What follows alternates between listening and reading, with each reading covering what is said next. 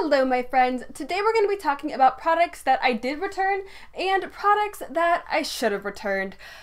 Looking back on it, there is so much wasted money and I just should have saved it. So let's go ahead and jump right on in.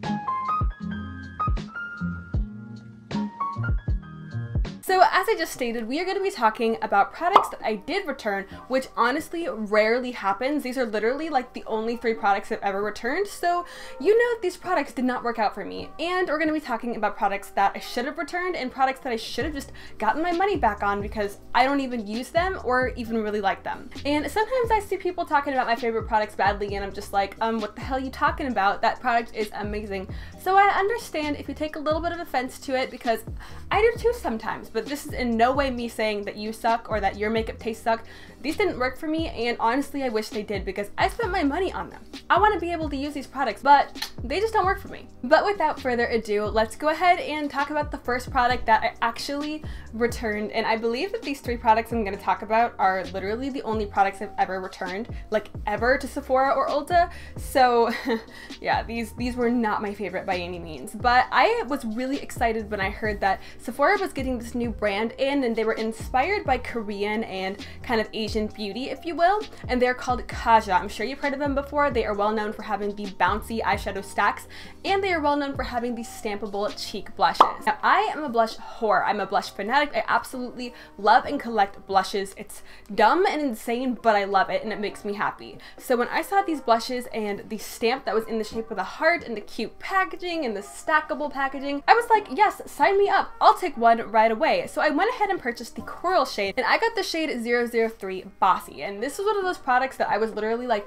waiting outside the window, staring out, looking for the UPS guy to come drop off my Sephora package when I knew it was going to be delivered. Like, I'm that kind of person that does that, and I was doing that for this purchase. And when I actually tried on the blush itself, oh lord, it was a hot, splotchy, patchy mess on me. Now I know that you're supposed to just dip the stamp into the little liquid product itself, put it on your cheeks, kind of blend it out, and you get a nice sheer wash of corally pinky color.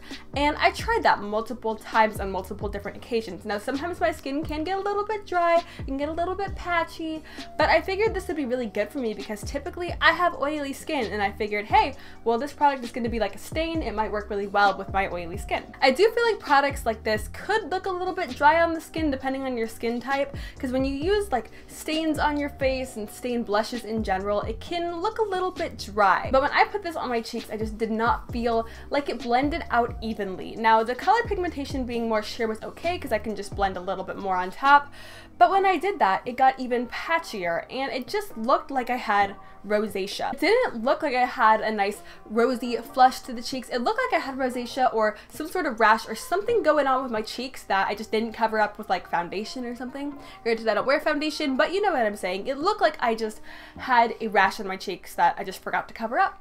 And I don't want to go for that appearance. Now, I definitely like a strong blush, but I'm not really going for the rash route.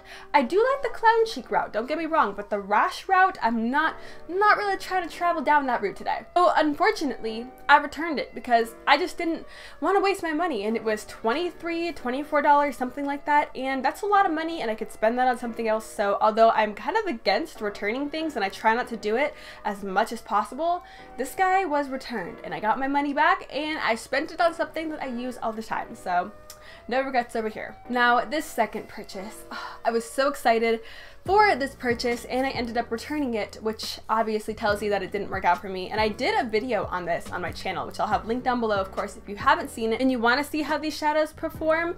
This is the Natasha Denona Mini Lila palette. I bought this guy for $25 and it comes with 5 different shades that are supposed to be reminiscent of the original large, like $125 Lila palette. And when you compare the two, the price cut is insane. So if you're someone who wants to try Natasha Denona and you don't want to spend an arm and a leg and give away your firstborn child, then this might be a good option for you, or so I thought. But these are not the same formula as the OG original Natasha Denona Sunset Lila Big Palette formulas. I don't know why she does this. I think she thinks that she's getting away with a little fast one here, but Natasha, we're onto you. We can tell when your formulas are different, okay? Now, my main concern with this palette was that this was a purple and blue and like smokier toned palette, and it did not blend out well at all. I really had to work to get everything to blend. Now granted, the shimmers were beautiful. They were very metallic, very stunning, but there was only like 1 or 2 shimmers in the actual palette itself, and the rest of it was deeper mattes, and those deeper mattes did not blend well. They got patchy. When you went to apply more shadow, they got patchy, kind of like what the Subculture did, or from what I've seen the Subculture did, because I never tried that palette. But it seemed very reminiscent of that type of formula to me. There was a lot of fallout.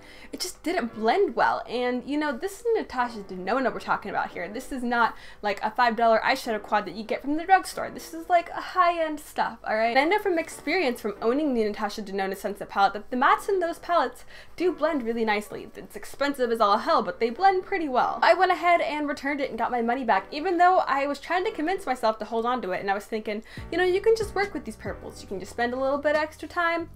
But then I decided that I didn't want to spend extra time on something that you're not really supposed to. This is Natasha Denona we're talking about here. Plus those pans were so freaking tiny. They were literally the size of a dime, and you got 0.028 ounces in each pan. So you got like this much eyeshadow, like a little tiny little dollop of eyeshadow in there, and nah. $25 isn't that expensive, but when you look at it as a whole, it's pretty expensive for what you're getting. Now, the last product that I returned is a product by Estee Lauder, and I haven't really tried that many Estee Lauder products, but the ones that I've tried I've been pretty happy with, so I was surprised that this did not work out for me. This is the Estee Lauder Infinite Double Wear Waterproof Eyeliner, and I cannot find this eyeliner anywhere. I bought it a couple months ago and I returned it, like 2-3 months ago, right? So I'm looking online to find the shade, and I can't find it anywhere. I can't find it on the Estee Lauder website, I can't find it on the Sephora website, on the Ulta website, on Beauty Bay. I can't find it anywhere. And this eyeliner cost me $26, so she was not cheap. And this shade was a beautiful, like pinky, pearly shade. As many of you guys know, if you're not new here on my channel, I always use nude inner rim liner because I have kind of smallish eyes, and I try to make them look bigger and more doll-like, if you will. And I always reach for a nude liner. So I recently ran out of my most favorite nude liner, which is from the Estee Edit. The Estee Edit doesn't exist anymore. She went bye-bye, and now I'm looking for a new nude liner to replace the Estee Edit one. So I'm in stores at Ulta, and I come across this pearly pink shimmery eyeliner from Estee Lauder, and I figured, hey, it looks kind of similar to the Estee Edit one. Let's go ahead and try it. This did not go on my waterline at all. Like literally nothing showed up. I warmed it up with a lighter, I warmed it up on my hand, I tugged and pulled and went back and forth, and nothing. Literally nothing. Nothing happened. This was completely pointless. It was a waste of 26 bucks. So I returned it, and apparently it doesn't exist anymore because I cannot find it anywhere for the life of me. I guess other people didn't really like it either. So those are the products that I returned because I simply just could not convince myself to hold on to them. I knew that I just didn't need to waste the money on them, and unfortunately I did, and I made a bad judgment call on those, but you know, sometimes you just need to get your money back and not hold on to something that you know you're not gonna use. So now let's transition over into products that I should have returned because I don't really like them or I don't really use them. So the first product is gonna come as kind of a shock because I did like 3 or 4 videos about this palette on my channel because I was excited about it, and I did like a dupes video, and I did a bunch of videos about this palette. And this is the Huda Beauty Coral Obsessions palette. This baby retails for $27, and you get 9 different shades of corally, kind of, I don't know, neutrally tan tones in here. And although I did videos about this guy on my channel and I was really excited to pick this up, I don't feel like this palette performed that amazingly. Now, when I first applied these eyeshadows, I think they look beautiful and I think they just blend beautifully and they're pigmented, but they fade within 2 hours or so of me putting them on. Even the shimmers, which if you put your finger in them, they're super, super creamy, super metallic. They're really beautiful shimmers, but once you actually put them on the lid, they disappear. Like, don't get me wrong, they're beautiful to stare at, but they disappear, and there's no point in having beautiful shimmers if they're not going to be there by the end of the day. And same with the mattes. The mattes disappear super fast, and everything just kind of muddied together by the end of the day. And I think that might be not only because of the not so long-lasting formula in this specific palette, but the coral shades in here are all very similar. You know, we have these 2 tans that look pretty similar, the 2 corals, and yeah, we have the yellow and the brown, but really those are the 2 standout shades. Even the shimmers look extremely similar, as you can see on my hand here. One is slightly more orangey and sunsetty, and the other is a little bit more salmony and pinky, but they're not that different, and they do muddy together pretty badly. So I would have loved to have saved my $27 on this guy and instead put it towards one of the Emerald Obsession palettes or the Topaz Obsession palettes that she came out with, because those are just so much better than this. Now here's another product that I talked a lot about on my channel because I really wanted this guy. I did a Mad Science makeup on this. In fact, I believe that was my first Mad Science makeup I ever did. But I was really excited to get this, and this is the Becca and Senasis. I apologize, girl, if I'm saying your name wrong. I'm just dumb. But this is the Becca Shimmering Skin Perfector in the shade Parisian Lights. Now, I was so freaking excited to get my hands on this. I spent 38 bucks on this plus shipping, and I was so freaking excited. This is an absolutely gorgeous highlighter to stare at in the pan. It's just mesmerizing. It's this beautiful, like, light peony bubblegummy pink that has a really strong gold shift to it. It's so freaking gorgeous, and I'm just so disappointed with the actual formula itself. Now, I've mentioned this quite a few times on my channel that I'm not really a fan of Becca highlighters because in my opinion they're pretty powdery. Now, I'm a Baked Gelée highlight kind of gal, but I just don't really think these look very shiny on the cheeks, and they don't really give that much of a color payoff for me. It might just be my skin tone. I've heard a couple of people say that as well, that they feel the same as me, but then I've heard people say, what the hell are you talking about? Becca highlights are freaking phenomenal and you're just insane. So maybe I am. I don't know, but this guy just doesn't really work for me. On the cheeks, it looks like barely anything. It's not super shiny, it's not super reflective or metallic, and it emphasizes texture.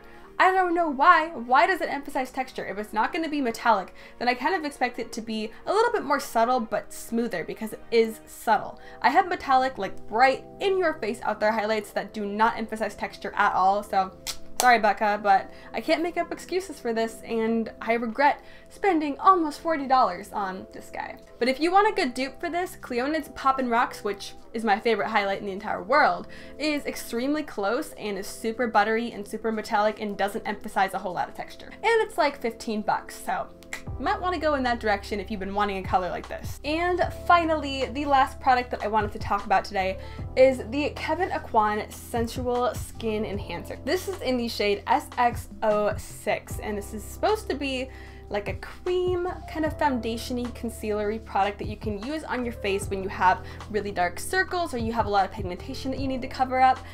And unfortunately, this is just too thick for me personally to use as a concealer. It cakes up on me pretty badly. It's really thick and super full coverage, so if you're a full coverage kind of gal and you need something that's gonna cover like literally your entire face, then this might be a good option for you. But I don't know if you're gonna be able to tell, but this is super creamy and emollient, and kind of feels a little bit greasy on my hand if we're being honest here, but I think for the right person, this might be a good product.